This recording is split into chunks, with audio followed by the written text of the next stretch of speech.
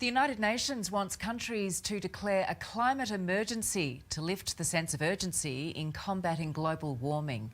The UN is pressuring Australia to make deeper cuts to its greenhouse gas emissions, as Scott Morrison was snubbed by a virtual World Leaders Summit for lacking ambition.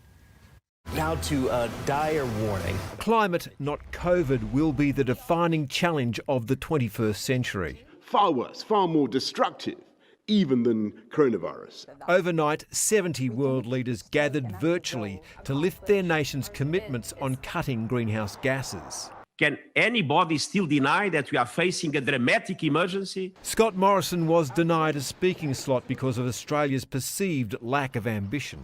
Carbon dioxide levels are at record highs. Today we are 1.2 degrees hotter than before the Industrial Revolution. The goal is to try and limit the rise in global temperature to 1.5 degrees above pre-industrial levels. So far, Australia's pledge towards that is to cut emissions by 26 to 28% on 2005 levels by 2030. Scott Morrison has turned Australia into the world's climate reject. Countries are being urged to aim for net zero emissions by 2050 and for deeper cuts now. The world needs to effectively cut its pollution in half over the next decade. Scott Morrison would not sign up for that or the 2050 deadline at yesterday's meeting of the Pacific Islands Forum. We're committed to achieving net zero emissions as soon as possible. On Scott Morrison's policy trajectory, it will take 146 years to meet net zero emissions. The Prime Minister will be on more comfortable ground when the mid-year budget review is released later this week.